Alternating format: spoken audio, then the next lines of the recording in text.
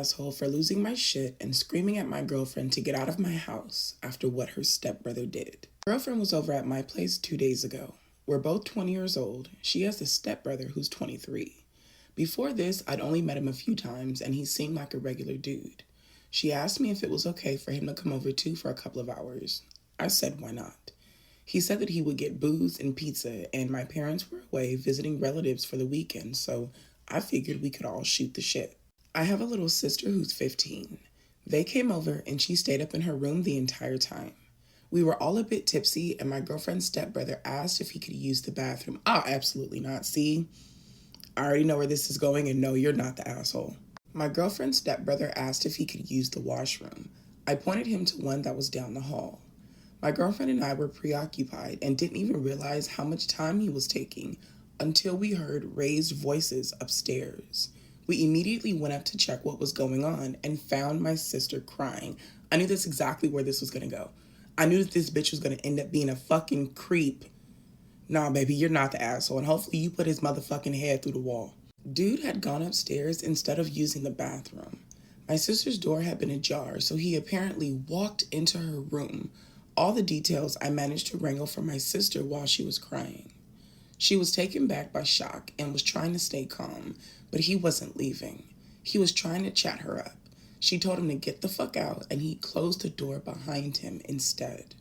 This is why she started freaking out. She tried to get past him to open the door, and he grabbed her, but she managed to get it open anyway. I'd reached the landing by then, so then he backed off. Absolutely not.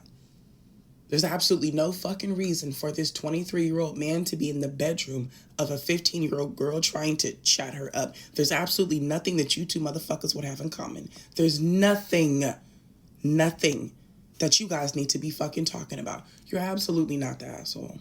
Obviously, I was super fucking pissed. There was a lot of screaming going on, a lot of accusations. We were all drunk except for my sister. After getting the story from her, my girlfriend's stepbrother was stuttering and deflecting. I'm pretty sure I threatened violence at some point. My girlfriend was trying to be the mediator, and she said that I had to calm down and I couldn't fly off the handle based off of word of mouth. Okay, let's ignore the little girl's words then. Let's just focus on your punk ass stepbrother's actions. Let's just think about what he did. He asked to use the restroom. OP pointed him to one down the hall. How did this bitch end up upstairs? How did this bitch end up upstairs when he was directed to a bathroom down the hall? That alone makes me believe everything that this baby was saying.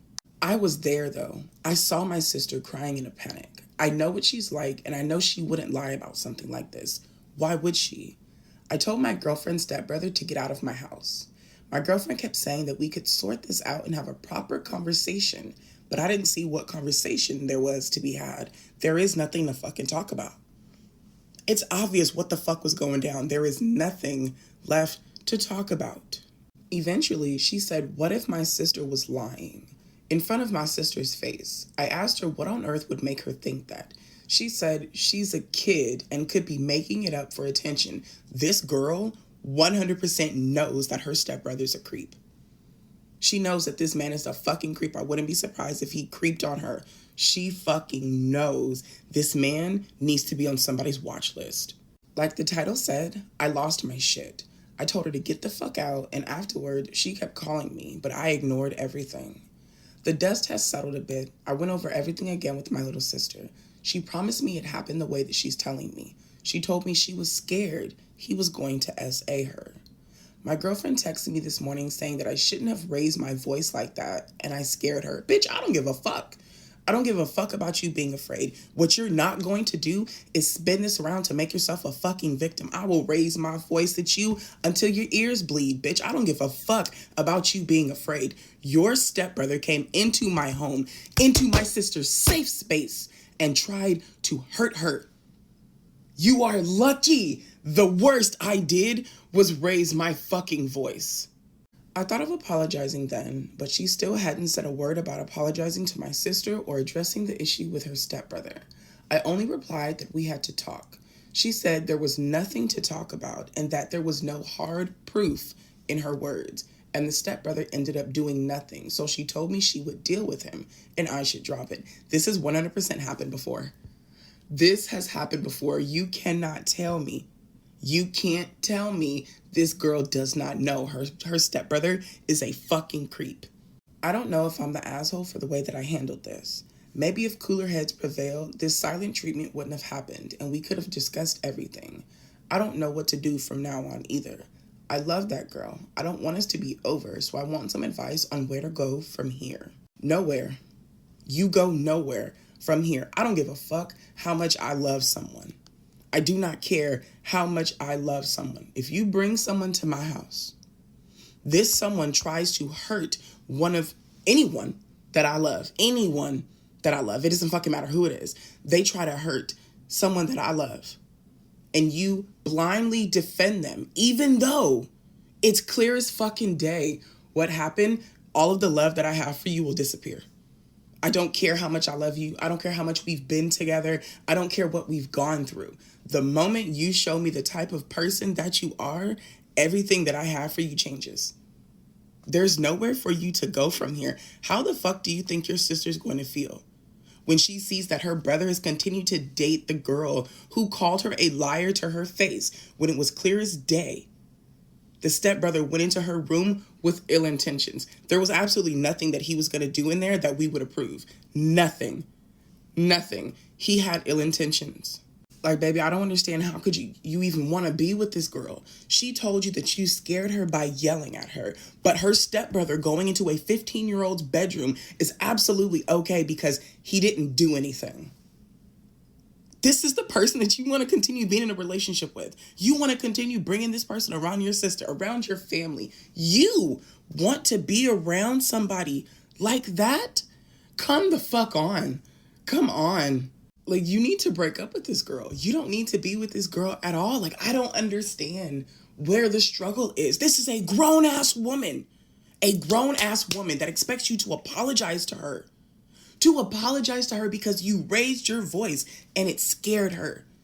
But this same grown-ass woman seen a 23-year-old man, a man even older than her, in a 15-year-old's bedroom.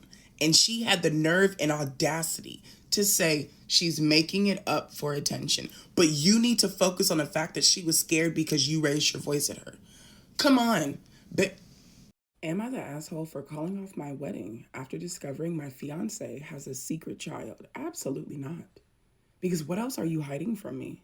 I've been with my fiancé for 5 years. We've spent the whole 2024 planning our wedding. Things were perfect, or so I thought.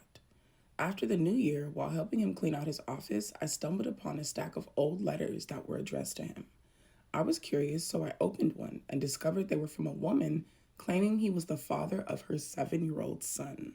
At first, I thought it had to be a mistake, but when I confronted him, he admitted everything, that he'd had a brief relationship with this woman before we met and that the child is his. He confessed that he's known about his son for years, but chose to not tell me because he didn't want to complicate our relationship. He also claimed that he occasionally provides financial support, but has no active involvement in the child's life. That alone would make me call off the wedding. I can't be with someone that could know they have a child out there but choose to be a deadbeat. You're choosing to be a deadbeat father. I do not want to be involved with anybody that could literally just ignore their child. Nah, sir, go find another clown to play with. I was devastated. Not only did he keep such a massive secret, but his lack of involvement in his child's life made me question his character. I couldn't stop imagining what else he might be hiding. Despite loving him so deeply, I decided to call off the wedding. I feel betrayed and I can't imagine building a life with someone who would keep something so significant from me. He's begging me to reconsider, saying that he's ready to be open about everything and involve his child in our lives. Still, I can't shake the feeling that trust is broken beyond repair. Am I the asshole for calling off the wedding, or should I give him another chance? You're absolutely not the asshole for calling off your wedding. This man is a massive red flag. Him hiding his child from you for years is a big breach of trust. It's a big breach of trust. And me personally, I don't think I'd be able to bounce back from that because he hid this from you for years. My question is, what I want to know is how many more years would he have continued to hide this had you not found out? Your ex-fiance is not sorry. He's desperate. He's desperate. He's not sorry that he hid this from you. He's sorry that he got caught hiding this from you. He's sorry that he didn't do a better job hiding those letters from you. Whether you give him a second chance or not, 100% up to you, baby. That's 100% up to you. But I just need you to think about this. Think about this. You mean to tell me this man made a complete 360 the moment that you discovered the shit in his fucking office? Because he went from hiding his son being absolutely okay with being a deadbeat to you finding out to, oh, now I'm ready to involve him in our lives. I'm ready to involve him. Not I'm ready to be a part of his life. I'm ready to involve him in ours. That's fucking ridiculous. This man is not sorry. Not at all.